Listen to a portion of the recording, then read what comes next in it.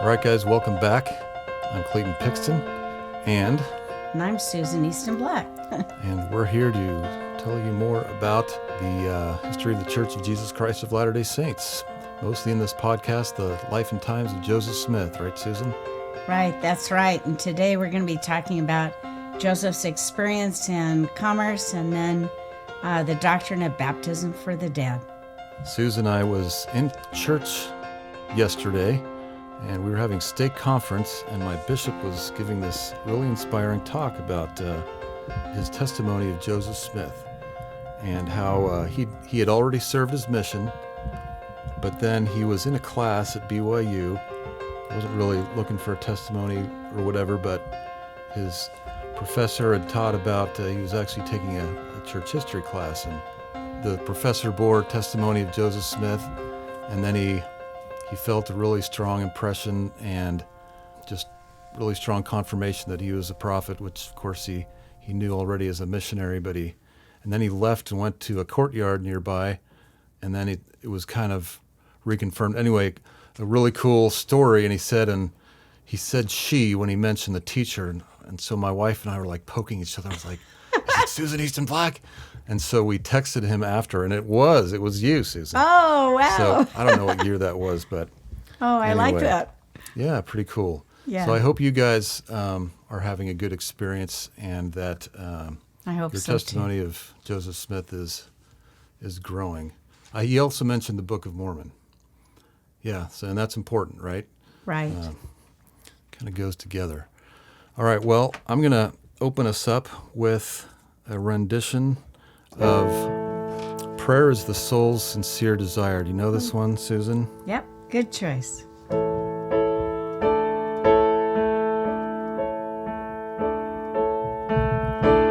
Prayer is the soul's sincere desire, uttered or unexpressed, the motion of a hidden fire that trembles in the breast.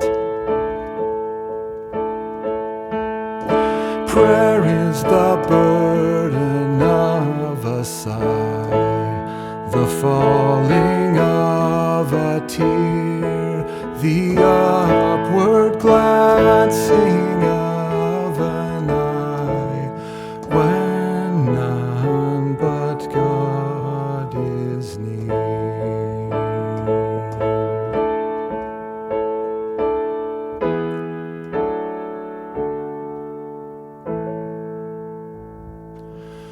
All right, there you go. Prayer I like is the the soul's. rendition.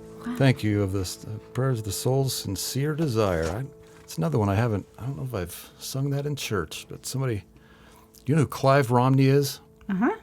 So he's a musician in the church, has been for years, and he reached out to me he wanted an arrangement of that for a podcast he was doing. So anyway, I like it. here we go, Susan, on to what will be called commerce and baptisms for the dead. Please turn the time over to you. Okay, thanks. So as we start out, we're going to do some kind of background things. We're going to talk about baptisms for the dead and life in commerce and a little bit of background so that we know we're all on the same page. As we start out, we now look at the family of Joseph Smith Sr. And for us in our time period, perhaps we haven't lost any children, especially with the same frequency and the numbers that they did back in the time of Joseph Smith. But we know that as Joseph Smith grew up in the Joseph Smith Senior home, that they lost an infant son. They lost a son once he was grown named Alvin, and they also lost an infant son named Ephraim. We know that for Joseph Smith himself, with his wife Emma, that they've also lost children along the way. In fact, they've lost 5. You get Alvin, the twins, Thaddeus and Louisa, and then Joseph Murdoch, a twin that they adopted, and in the Nauvoo area, Don Carlos, about at the age of 4. So for Joseph Smith, when we talk about baptisms for the dead, He is no stranger to death, even in his own family. And so there is a promise that is given and given by the Savior. All who have died without a knowledge of this gospel, who would have received it if they had been permitted to tarry, shall be heirs of the celestial kingdom of God. And so with that, we know that Joseph's got several things on his mind. There's death, and then there's an amazing promise that if someone had been permitted to tarry, such as his children or brothers, that they would be heirs to the celestial kingdom of God. So we leave that topic there, and we turn now to the U.S. and its policy. And eventually we're going to pull them all together so you'll go, okay, I get this. So as a background, we've learned that the nation, during the time of Joseph Smith, was always pushing the Native Americans west. And as they were pushing the Native Americans west, the U.S.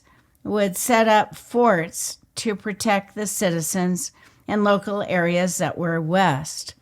The fort we're particularly interested in was a fort in St. Louis, Missouri. And you'd say it's right on the Mississippi River. And as people would then cross and they were going west, invariably they'd check in with the fort, make sure everything is okay, and that, quote, the Native Americans are moving farther west. Well, we're going to feature one man at that fort that has everything to do with commerce. His name was Dennis Julian. And Dennis Julian, he's the first man that we know of that leaves the Fort St. Louis and heads upriver and heads to a peninsula that juts out in the Mississippi River, and he sets up a trading post. Today we call that peninsula Nauvoo. But back then it was just his trading post. It had an Indian name. And you'd say this Dennis Julian, he was amazingly successful. He hired literally hundreds of men that would scatter throughout the Indian Territory, even over into Iowa. And then they would bring to him pelts. And he would then sell beaver pelts, all kinds of pelts, and financially did very well, but all he had was a trading post.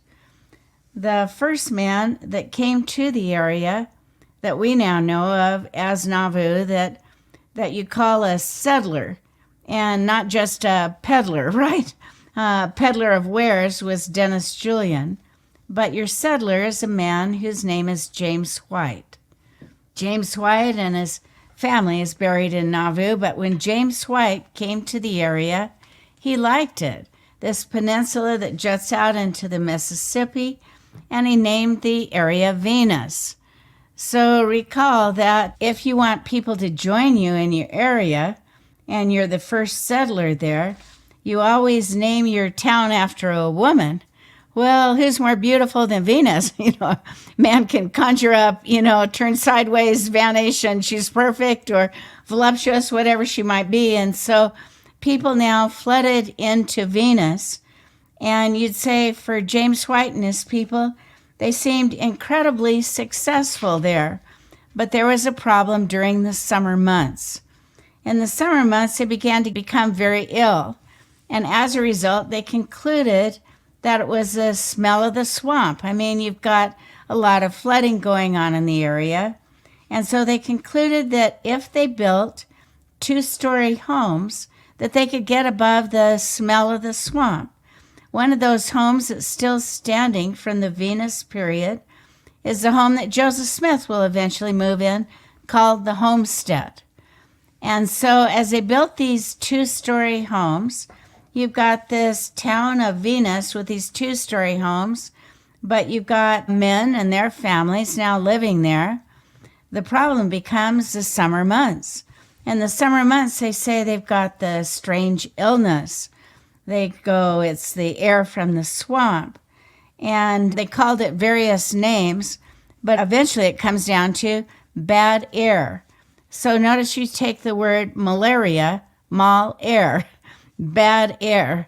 And so they moved to the second story, but they still couldn't get away from the illness. And suddenly men are going, I'd like to live anywhere up and down the Mississippi, but not in Venus. Did they in understand? When did people begin understanding that it was contracted by mosquitoes? Did they even know it? Okay, they had no idea at the time period. Yeah. And still today, there's real problems. People suffer in the area if they're prone to bronchitis, strep throats kind of thing. You're still talking about a swamp. You're still talking about this peninsula that's juts out, that's surrounded three sides by water, this little community. But suddenly you've got a town that's literally up for sale, and you've got all these two-story buildings, and land speculators begin to look at the town then of Venus. One of those land speculators was Isaac Gallant.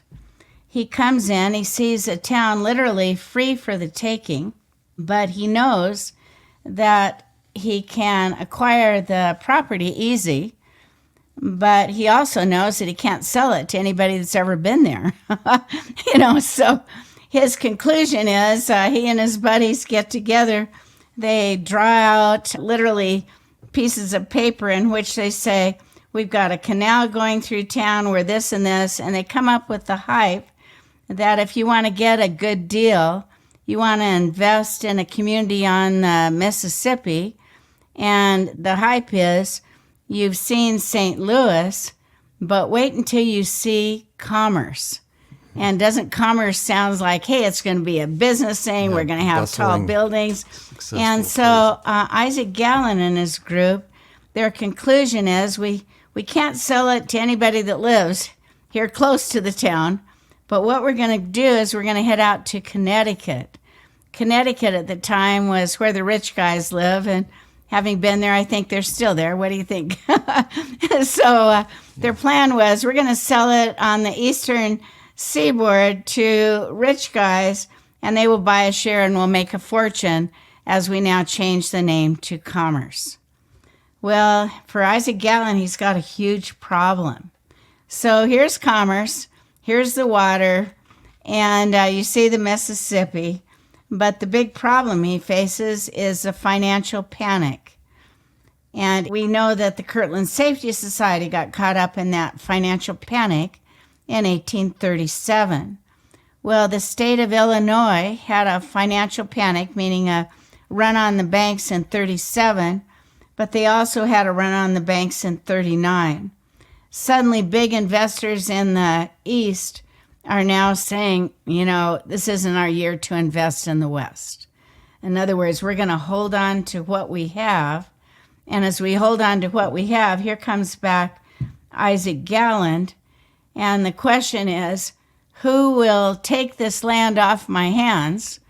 And you get the idea of how desperate he is, because he's willing to offer his property for no money down and 20 years to the first interest payment. Now, I personally have never been that desperate. You're that desperate out there in Kansas, Clayton? No, I haven't. These days, I feel like it's crazy when they say, oh, no interest for a year. I'm like, really? Really? Are you serious? 20 years? You're going to catch us at the end? Wow. So the question is, who would want that land? And you'd say the price is right for who? And it's right for the Latter-day Saints. Joseph Smith is told about what's available, that there's literally a town, they've got houses already built there, and it's literally free for the taking. You just come and we'll kind of work out payments. Well, with this, Joseph now writes from Liberty Jail saying, accept Isaac Gallant's land. In other words, we've been living with the people there in Quincy from February to May, and it's time for us to thank them for their goodwill and to move on and get our own town and kind of start over. And didn't he say something like no better opportunity presenting itself or something? Yes, to that effect? That's exactly right. He says, I've decided to go, now to Commerce. So with that, a general conference is held in May of 1839. Joseph Smith is there, and the decision at the general conference is that we're going, and we're going to move as a group. We're going to thank these great people in Quincy and other communities, and we're going to go almost 50 miles upriver to a town that used to have an Indian name when Dennis Julian lived there, to a town that was called Venus when James White was there. And then he and others tried to abandon the town, but obviously he and his family get sick and die. And then now with Isaac Gallen's goodwill, yes, okay, you've got it. I'm sorry, who did you say got sick and died with his family? So James White there in Commerce. Oh, okay. Or when it was called Venus. And now you get Isaac Gallen's Commerce. And the saints now vote that we will move to Commerce. If we were to say who was the very first to arrive in Commerce, and notice what you're looking at. That's pretty tough. And, you need to build a house and drain the land and, so that the water runs in the Mississippi, not over your land. But they now head to Commerce. And when they go to Commerce, the very first Latter-day Saints to arrive in town will be Joseph Smith, his wife Emma, and their children. And it's May 10, 1839. Notice they're getting close to summer. For Joseph and Emma, that summer, they will only live 2 weeks inside of one of these old houses there that was built during the Venus time. And you'd say, well, what about the rest of the summer? Their house will be turned into like a hospital, and they will live in tents in their yard. And you'd say, what's happening? Well, it's time of death and dying. And you look now as they move into Commerce, here come all these early saints. And what's the big thing you can say about the land that they have chosen? It's sick, it's dying. Some of the early saints are now writing, saying it was easier living in Far West and Adam-on-Diamond, and where you're facing guns and fire and you're facing knives and things are being stolen. It was easier to live there because you could see the enemy, but to live in Commerce, we don't know what's causing all this sickness and death. Now, Joseph Smith, as we try and pull it all together, he's no stranger to sickness and death, whether he's talking the family he grew up in or the family that he bears. Now, for Joseph personally, one of the people that dies as a result of this strange fever will be his father, Joseph Smith Sr. And what you start to see all over town is there's burial sites all over the place. So no big rules. You've got burial sites, some are in backyards, right, close to their home. Some are right next to Durfee Street, one of the main streets as you come into town. There's a cemetery on Mulholland. There's a cemetery on Parley Street. But you see all of these headstones literally all over the town of Nauvoo if you look carefully.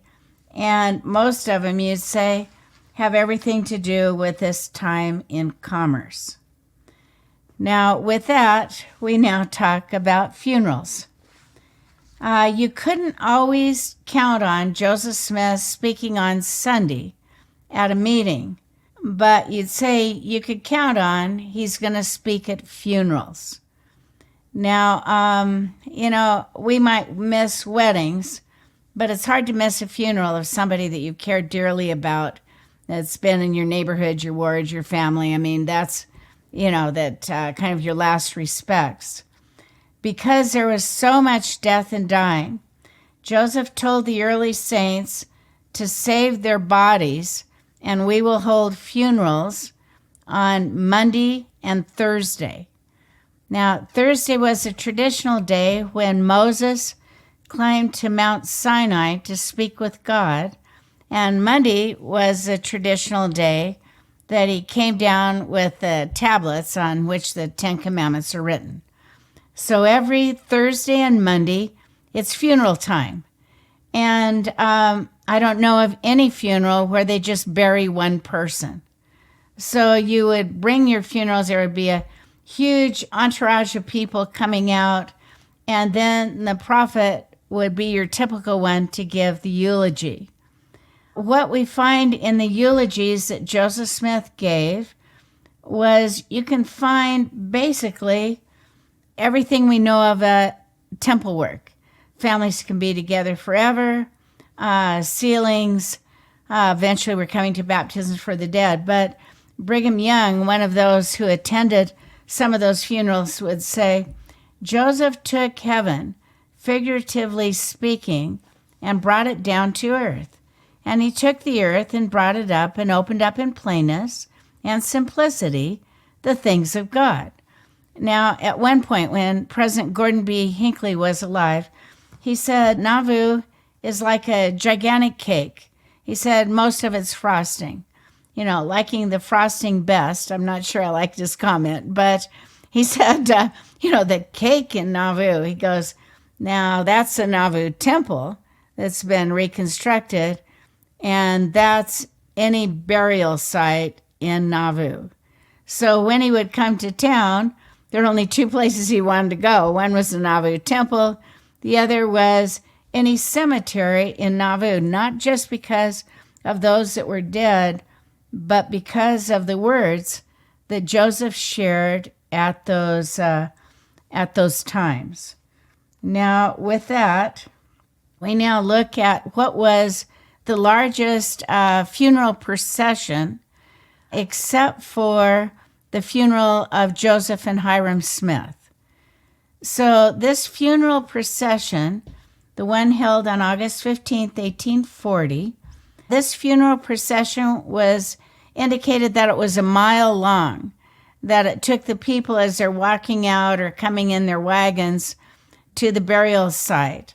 And this man is always featured, although many other people were buried that day. His name was Seymour Bronson. Seymour Bronson, he'd been a high councilman. He'd done a lot of military when he was younger. He'd been a missionary. He'd served taking care of Joseph's cattle. And Seymour Bronson had his funeral and the funeral of others on August 15th, 1840. Joseph Smith will introduce the doctrine of baptism for the dead. Now, notice what he says at this funeral. He's quoting Corinthians, right? If the dead rise not at all, why are they then baptized for the dead? And this is an example of his experience as he's speaking at so many funerals and sharing what we know of many blessings that come from going to the temple. But on this particular occasion, he's saying, if the dead rise not at all, why are they then baptized for the dead? Listening to Joseph speak was a woman whose name was Jane Nyman. Jane Nyman was burying her son that day, along with Seymour Bronson, right? And her son Cyrus was 9 years old. He had been ill. He'd never had a chance to be baptized. And suddenly she's hearing this doctrine of baptisms for the dead. She turns to another man named Harvey Olmsted, who's there at the funeral, and she says to him, go with me to the Mississippi River and baptize me for my deceased son. Now, they head to the river. Watching the baptism go forward is a woman named Vienna Jock. She actually rides into the river on a horse. She's riding horseback.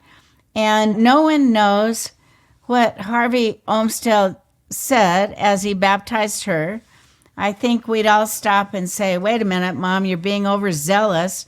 You're being baptized for your son, and we've got two witnesses, but I'm not sure the horse counts, right? So you got a lot of things where we'd pause. But Joseph Smith, now hearing of the love of this mother for her son, indicated that this was the first baptism for the dead in this dispensation, and that it would stand. Now, at this point, Joseph's now sending letters to the quorum of the 12 who are serving a mission in England, and he's trying to share with them this new doctrine of baptisms for the dead. Notice what he says that we can now find in the Doctrine and Covenants. Speaking of baptism for the dead, he says, a voice of gladness, glad tidings for the dead, a voice of gladness for the living and the dead, glad tidings of great joy. So when he's talking about, he knows something about death, and suddenly he's going, and he knows the promise about celestial opportunities in the future for those that have passed on. And in his mind, it's a voice of gladness. It's glad tidings for the dead, for the living, and he calls it then great joy. As he continues, he says to then the 12, brethren, shall we not go on in so great a cause? In other words, baptisms for the dead. Go forward, not backward. Courage, brethren, and on to the victory.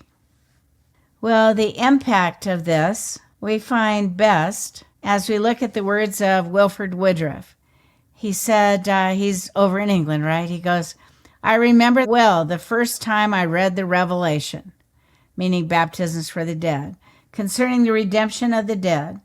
Never did I read a revelation with greater joy than I did that revelation. So we're talking about a generation that's seen death up close and personal and family and friends. And all of a sudden, they've got this amazing, never was there greater joy than he has received from that revelation. Well, what's the impact? The impact goes like this. There's a place out in Nauvoo they call Baptism Beach. It's not quite like Huntington Beach or San Diego or something, but okay. It would not be an unusual day to look out on the river and you'd see standing out in the river, there's the prophet Joseph. And then there's a lineup going to him that want to be baptized for their dead. And you'd get, 10, 20 yards, and there's Heber C. Kimball in a lineup, and Wilford Woodruff and the line of people. And if you were to say, by far, what was the greatest religious activity in Nauvoo, where you could count on it, you can see it Sundays, you can see it holidays, it's always baptisms for the dead. And you'd say, was it the number of meetings of the 70s or the 12 or Relay Society? I'd say, oh no, if you're looking for daily, you're looking at baptisms for the dead. What I found so interesting is that people back then, they actually knew their genealogy. Maybe like we look at some of our Chinese brothers and sisters or Hawaiians. I'm not quite sure my kids could even do the full name of my mother. See what I'm saying? Yeah. But then there's one man that literally had it back 32 generations. And, they're just going in the river and doing these baptisms for the dead. Now, there was one man named William Weeks. He's seeing all of this going on. He's seeing it's great joy, but no one is writing anything down. So, you got to keep a record of this, right? And he's saying, well, there's baptisms going on. And he becomes our first man to go, hold it, as people are coming out of the water. What's your name? Who did you do the work for? What's your name? Who'd you do the work for? And I don't think it's any surprise. This is his home in Nauvoo. William Weeks was an architect by trade, that when it came to architectural plans and who Joseph would choose to be the architect of the Nauvoo temple, that although there were probably equally talented people, including Truman O. Angel, who lived there and ultimately becomes the architect of the Salt Lake Temple, that Joseph chooses William Weeks to be the architect of the Nauvoo temple because he already had the heart of the work. He had figured out how important what he was seeing was going on. So with that. So most of that did get recorded in the end. We didn't lose, hopefully, too much. Well, I don't know. I think we probably lost a lot, at least at first. But then you start seeing scribes, are being called, and Revelations, hey, we got to keep a record of all this. Yeah. So as they're doing these baptisms for the dead, Joseph concludes, as does the Lord, that these need to be done in a font. As great as it is going out in the river. So notice what Joseph says. God decreed before the foundation of the world that ordinance, meaning baptisms for the dead, should be administered in a font prepared for the purpose in the house of the Lord. And with that, he again turns to William Weeks and indicates he wants people to do the font. Now, the font's all pretty interesting. The original font was made of wood. And the oxen, it's like they have their legs buried, so you don't really get the hooves down at the bottom. And you'd say the entire font is wood, except for the ears of the oxen. And the ears were made out of the metal tin, Tin. And at one point when they were they were reconstructing the Nauvoo temple, the architect, a new architect, came to me and said, hey, tell me about the font. And, I go, well, when in doubt, the oxen have to have the metal tin on their ears. And if any of our viewers have been there, you'll quickly notice I have no power or influence. It didn't work. It's all stone. But you get this wooden font. Now, the interesting thing about this font, Joseph Smith said, this font has caused the Gentile world to wonder. A sight of the next one will make a Gentile fade away. In other words, they won't be murmuring. They'll want to be a part of this. They all want their own children, their loved ones. But down in St. Louis, they were announcing that this font was the 8th wonder of the world. So it wasn't the temple, it was the font, because they just could not believe that you've got this large kind of bull on the backs of 12 oxen, the 12 oxen representing the 12 tribes of the house of Israel, and that people were going into that font to be baptized for their deceased ancestors and loved ones. It's kind of cool that they appreciated the significance, at least, maybe not totally, but at least saw how unique that was. So unique. Now, what I also think is unique, Clayton, is that when the temple starts to be built, they will have a pitched roof and the little house where they're doing baptisms for the dead in the middle of the construction site. And so so the font was there first, and they kind of built the temple around, built this they built it around it, and then built the temple around that. And did the font stay where it was, basically? It stayed where it was. And it wasn't till, you get the walls have gone up and they decide we've got to make floors, and we can't do floors because we got this high-pitched roof that's enclosing the font. So it's the only building I know of that you've got a building being built around it, and you're either called to build the building, you're working on the stone and putting one stone upon another, or you're carving the sunstone, moonstone, stars, and at the same time you've got a lineup waiting to get into this little house so that you can do baptisms for the dead. And is this photo here, is this kind of a recreation? It's a recreation. Does it, because obviously we have the temple now, was that? Right, so there's no pitched house anymore. In fact, eventually the wooden font will leak and they'll take it down. So I guess the photo here, it's not a photo of it. Okay, it's just kind of to try and show the architecture of what it would have been like. Okay. Great. So the question comes, well, with all of that, how many proxy baptisms? And I'm just going to take 1 year. So our year is 1841. Notice they did more male baptisms than females. And, I find that interesting because you see so many women that are, crowding into the temple. And anyway, I like that. But now the question is, who did they do baptismal work for? And what I thought was so interesting, I did this big study, and I found that they were more likely to do baptism work for an aunt or an uncle than they were a parent or sibling. So all of you out there that are leaving everything to your kids, I'm like, wait a minute. The kids that are going to remember, they're going to do aunt and uncle. So their relationship to the deceased, now as you have records being taken, they typically would do the work for their uncle and aunt. Second, they would do the work for a grandparent. Third, a parent or a sibling. And then you get a kind of potpourri, a cousin, an in-law, a friend, a spouse. And the work dramatically goes forward.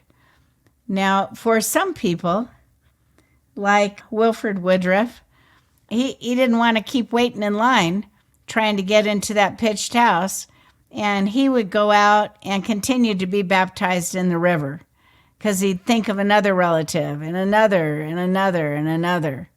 And so it will take a while to get baptisms as we know it, but you can find people being baptized all the way down in Kirtland. For the dead, you can find them right off in the Mississippi, right out by Quincy. And so river baptisms as well as font baptisms will continue on. Now, finally, because of the font leaking and decisions being made that, hey, we got to get rid of the pitched house because we're going to, ultimately put floors in, suddenly you get drawings. Here shows the drawings of what will be a stone font. And still another drawing of the stone font. And then you look today, and this is reconstructed where you'd say the Nauvoo temple as it was when it was dedicated in 2002 and how it looks today. And notice you'll see the very same thing where you see the legs of the oxen look like they're, in mud, right? They're where you don't see the hooves. Well, in conclusion, Clayton, here we are. What have we learned this hour? We've learned that, dead and dying, been on Joseph's mind for a long time. And literally takes till he's up there in this town that he sees death and dying all around him with not just family, but friends. And then the Lord reveals to him the baptisms for the dead at a funeral. And from that point on, baptisms for the dead becomes your constant activity there in Nauvoo. So what do you think? Well, I'm thinking of this last week, Susan. I was with my wife, and guess what we did in the temple? In the Kansas City temple, we did baptisms for the dead, and we were able to bring our own names. And I had 4 direct ancestors that day. So like 5th great grandfather, grandmother, that kind of thing. Oh, that's just wonderful. Yeah, it really is. And I mean, I just, with our knowledge of the afterlife and stuff, it just must be amazing for them. And we know that not everybody maybe is ready to accept those, and it's not it's totally up to the individual to accept those ordinances. But I have felt that at least some, of my ancestors have, are ready to accept those ordinances. And I don't know how that works. I don't know what that allows them to do and everything, but I have the sense, like you, I'm sure you do, that it's a great day of rejoicing for them, and great day for us must too. gives them some more ability to do other things, progress, and I think so. Just must be great To for be them. remembered. Yeah. Yeah, and obviously a necessary ordinance for salvation in the celestial kingdom. So, and then that leads to other ordinances in the temple, including sealing to your family, and just so yeah. Yeah, really wonderful. Must be amazing. All right, guys. Well, I don't know what else to say about this, but I'm grateful for the for the work of the temple. I'm grateful for Joseph Smith receiving those revelations. The saints went through some pretty hard stuff to kind of maybe facilitate the bringing forth of this great revelation and authorities, kind of sealing power, you might say, to effectualize these ordinances. So I'm grateful for that. Okay, I'm going to close out with this song. This was written, Susan, the words by the same guy, I want to say James Montgomery. James Montgomery, who wrote the words to A Poor Wayfaring Man of Grief, and also The Lord is My Shepherd. Wow. Big talent. So here we go. Ending of Prayer is the Soul's Sincere Desire. Prayer is the simplest form of speech that infant lips can try. Prayer the sublimest strains that reach the majesty on high.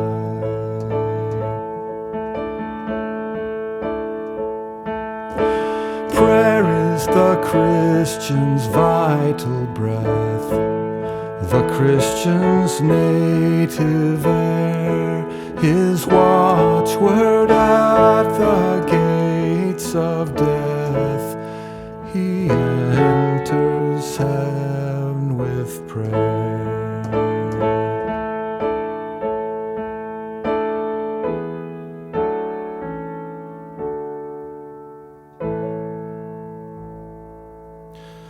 Should I do the other 4 verses? There's 4 more. No, I'm not going to. But Well, they're I'd good. like that. He's a good poet, I think. I mean, the Yeah, words I to think so, poor too. wayfaring man of grief are Yeah. amazing, I think. Very original. Okay, well, guys, that's about it. So thanks for being with us. Thanks And Thanks for Yeah. being with us too. And, maybe this is a good time to search out one of your ancestors and learn more about the temple and discover why Wilfred Woodruff thought it was just great joy, greatest revelation that he had read about. okay. Thanks, Susan, again for doing this for us. We're all so grateful. It's just great that you can share this Thank with you, all Lucky. of us. Okay, guys, we'll see you next time. We did it. Isn't that something that you did the baptisms this week? That's so amazing. Yeah.